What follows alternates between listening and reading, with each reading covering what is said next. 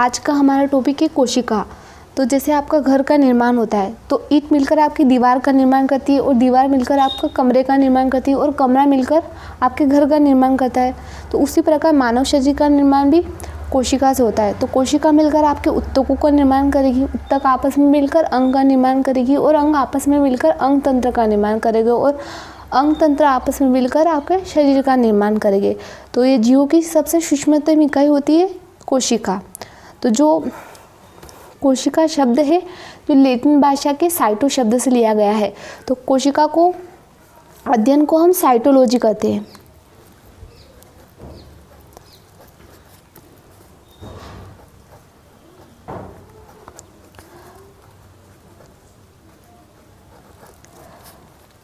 जो आपका कोशिका शब्द है उसके लिए लैटिन भाषा में साइटो शब्द प्रयुक्त किया जाता है और लॉजी यानी अध्ययन करना। तो कोशिका के अध्ययन के विज्ञान को हम साइटोलॉजी कहते हैं। तो प्रारंभ में कोशिका की खोज की गई थी रॉबर्ट हुक द्वारा। उन्होंने सबसे पहले सूक्ष्मदर्शी उन्होंने खुद का सूक्ष्मदर्शी का आविष्कार किया था सन 1665 में। तो उन्होंने सबसे पहले मृत कोशिका की खोज की थी। तो सबसे पहले कोशिका की खोज किसने की थी?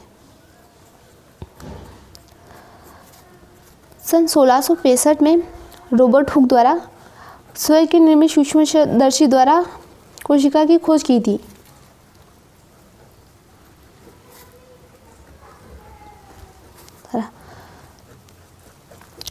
जो इनके द्वारा कोशिका की खोज की गई थी वो मृत कोशिका थी।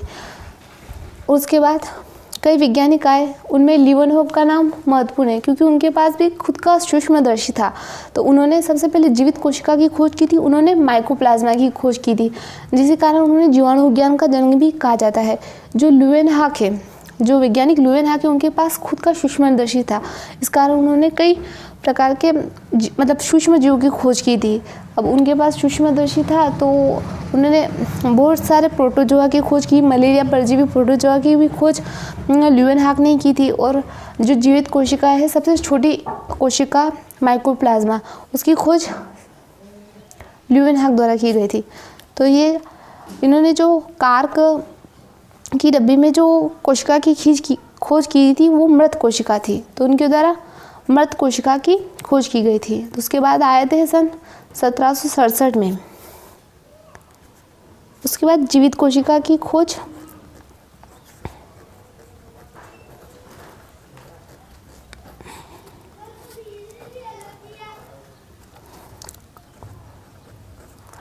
सन 1767 में ल्यूवेनहॉक आए। तो उन्होंने माइकोप्लाज्मा की खोज की थी, जो कि सबसे पहली जीवित कोशिका थी।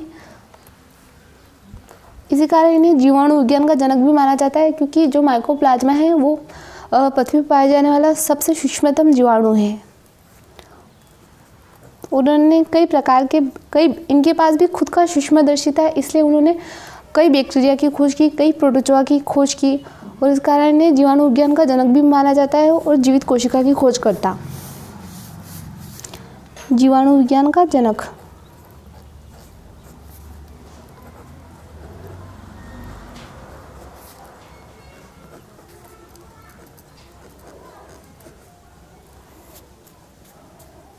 तो इनके द्वारा खोजा गया था माइकोप्लाज्मा।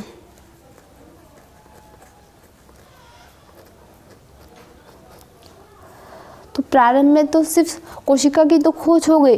तो उसके बाद कई वैज्ञानिक आए तो उन्होंने कोशिका के अंदर भी कई प्रकार के पदार्थ पाए जाते हैं तो उन सब की खोज की। तो उन्हें हम कोशिकांग कहते हैं। तो हम कोशिकांग के बारे में डिटेल में पढ़ेंगे। जैसे रॉबर्ट ब्राउन आए तो उन्होंने केंद्र की खोज की। केमियो गोल्जी आए तो उन्होंने गाल्जी काय की खोज की। तो ऐसे ही कई वैज्ञानिक आए, उन्होंने अलग अलग तरह के जीव द्रव्य की खोज की। किसने हरित लवक की खोज की, तो वो उनके कोशिकांग थे। तो उनके बारे में हम बाद में पढ़ेंगे। पहले हम कोशिका सिद्धांत के बारे में जान लेते हैं।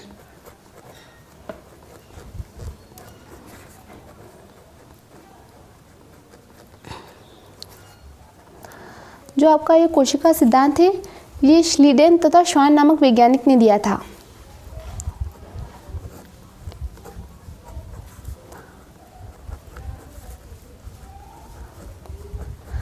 श्लीडेन तथा श्वान नामक वैज्ञानिक ने दिया था। नामक जर्मन वैज्ञानिक ने दिया था।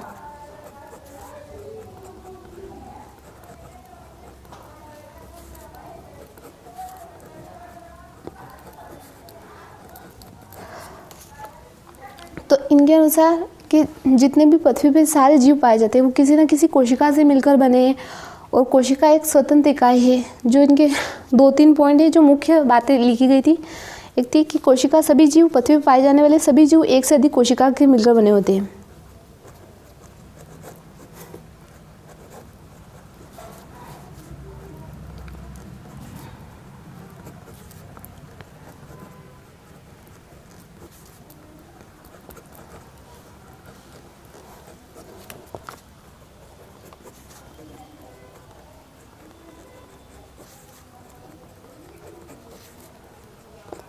जो कोशिका है वो एक स्वतंत्र इकाई है और सबसे सूक्ष्मतम जीवों की सबसे सूक्ष्मतम इकाई है। एक ये भी इन्होंने सिद्धांत दिया था।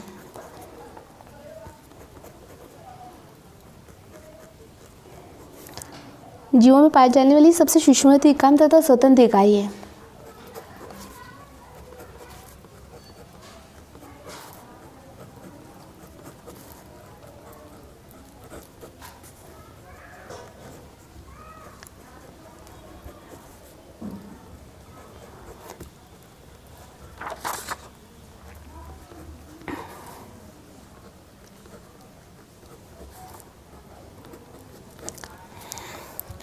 तो इन्होंने ये सिद्धांत दिया था। तो इनका पहला सिद्धांत था कि सभी जीव जो पृथ्वी पर पाए जाते हैं वो सभी एक से अधिक कोशिका से मिलकर बने होते हैं, जो कि इसका अपवाद है विषाणु। जो विषाणु है वो किसी भी कोशिका से मिलकर नहीं बनता है और वो सजीवों में होता है तो वो जीवित की तरह व्यवहार करता है, और अगर वो बाहर होता है तो वो मृत की तरह व्यवहार करता है, तो निर्जीव की तरह व्यवहार करता है। तो इसके लिए अपवाद है विषाणु। और इसमें लिखा गया था कि सूक्ष्मतम तथा स्वतंत्र इकाई है, जबकि बाद में धीरे धीरे आविष्कार होते गए। किसने केंद्र की खोज की, किसने जीव द्रव्य की खोज की, किसने माइक्रोकाइंडिया की खोज की, किसने लाइसोसोम की खोज की। तो उसके बाद भी कोशिका के अनेक अंग, तो ये एक सूक्ष्मतम इकाई और तथा स्वतंत्र इकाई है, ये भी बात असत्य साबित हो गई। तो ये सिद्धांत अमान्य है। तो आपकी कोशिका कितने प्रकार की होती है?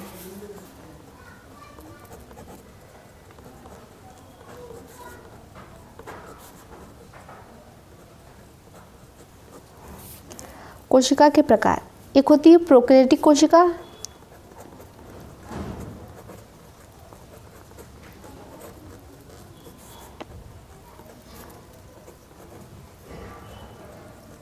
और एक है यूकेरियोटिक कोशिका।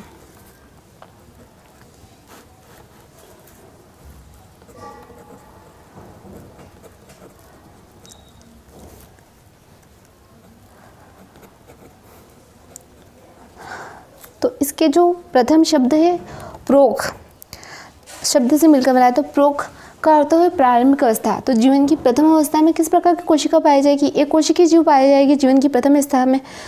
तो पहले एक कोशिकीय जीव थे, उसके बाद ही बहुकोशिकीय जीवों का विकास हुआ एक कोशिकीय जीवों से ही। तो इसमें वे सभी जीव आएंगे जो एक कोशिकीय पाए जाते हैं। इसमें माइकोप्लाज्मा, नीलहरित शैवाल जो कि एक कोशिकीय जीव पाए जाते हैं, सभी प्रोकैरियोटिक कोशिका में पाए जाएंगे। और जो यूकेरियोटिक कोशिका है इसमें सभी बहुकोशिकीय जीव पाए जाएंगे जो कि धरातल पर विद्यमान है। इसमें सभी जंतु जगत और पादप कोशिका और जंतु कोशिका, इसमें दो मुख्य रूप से कोशिका है। तो ये जो शब्द है यूकेरियोटिक और प्रोकैरियोटिक शब्द डार्गडीन है।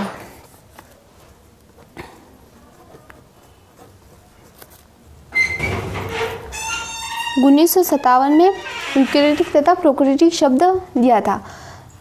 जो प्रोकैरियोटिक कोशिका होती है मतलब प्रारंभ की अवस्था होती है कोशिका में, तो इनमें बहुत सारे अंगों का अभाव होगा। इनमें ना तो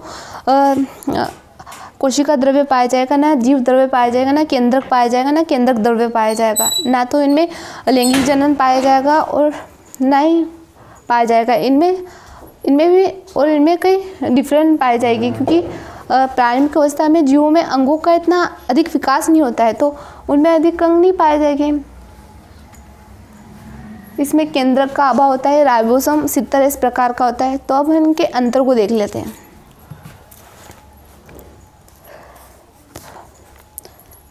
जीव द्रव्य, केंद्रक द्रव्य, कोशिका द्रव्य का अभाव होता है इसमें।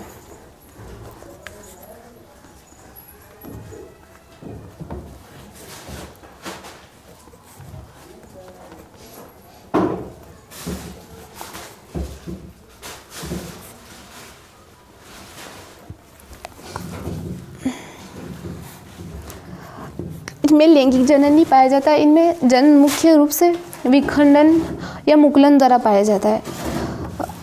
विखंडन मतलब क्या होता है कि अमीबा होता है, जैसे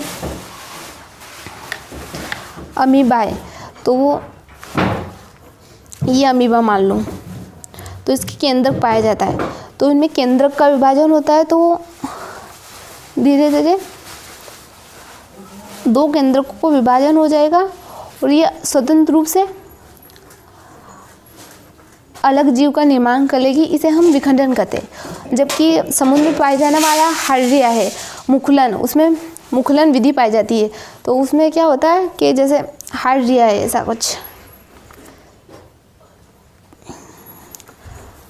हाइड्रिया, तो इनमें जो ये पाया जाएगा ये नष्ट हो जाएगा और ये मतलब इस जो जीव है हाइड्रिया, तो इसे अलग होकर स्वतंत्र रूप से एक नई कोशिका का निर्माण कर लेगा और एक नए जीव का उत्पन्न कर देगा। इसे हम मुकुलन कहते हैं। तो ये सब प्रोकैरियोटिक कोशिका में होता है। तो इनमें लैंगिक जनन नहीं पाया जाता। जनन मुख्य रूप से विकलन तथा मुखंडन द्वारा होता है।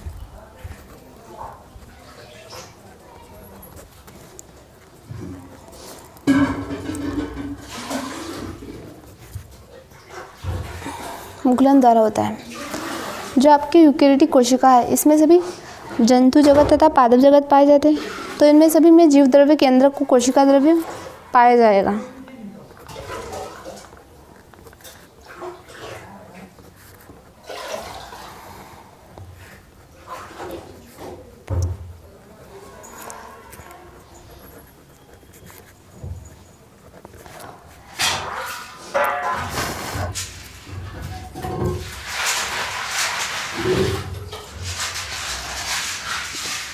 जो यूकेरियोटिक होते हैं उनमें लैंगिक जनन भी पाया जाता है और अलैंगिक जनन भी पाया जाता है। इसमें जो पेड़ पौधे हैं, सारे जीव जंतु है, सभी तरह के जीव जंतु पाए जाते हैं।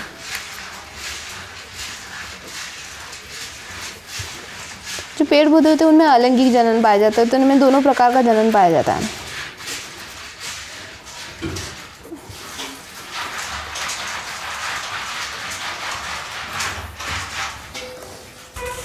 जो आपकी प्रोकैरियोटिक कोशिका होती है, तो ये जीवन की प्रारंभिक अवस्था होती है। तो इनमें कोशिकांग भी नहीं पाए जाते हैं। ना तो लाइसोसोम का पाया जाता है, ना तो अंतःप्रदिवी जालिका पाई जाती है, ना माइटोकॉन्ड्रिया पाई जाता है।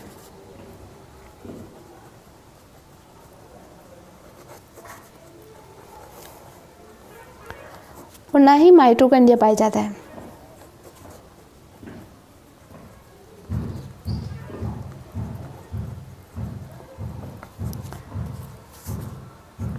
पाया जाता है। जो आपके यूकेरियोटिक जीव है उनमें राइबोसोम और लाइसोसोम ने अंतःप्रदिविका सभी पाई जाती है।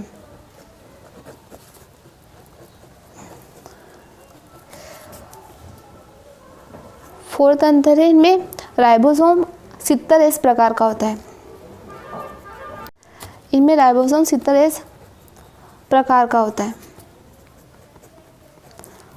जो यूकेरियोटिक जीव होते हैं जिनमें जंतु कोशिका और पादप कोशिका दोनों पाई जाती है, उनमें 80S प्रकार का राइबोसोम पाया जाता है।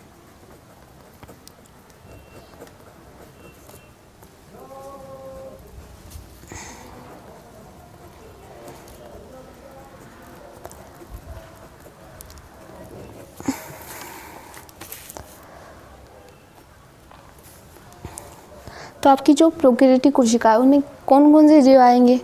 तो इसमें माइकोप्लाज्मा, इसमें आर्कीबैक्टीरिया, माइकोप्लाज्मा सभी आपकी प्रोकैरियोटिक कोशिका में पाई जाएगी। उदाहरण माइकोप्लाज्मा,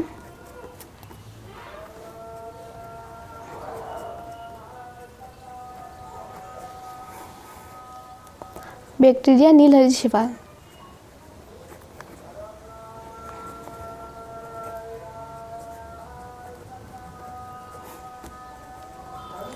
जो कि आपकी यूकेरियोटिक कोशिका है उसमें सभी पेड़ पौधे, सभी जीव जंतु और इनमें सिर्फ नीलहरी शैवाल को छोड़कर बाकी जितने भी शैवाल पाए, जंतु, पेड़ पौधे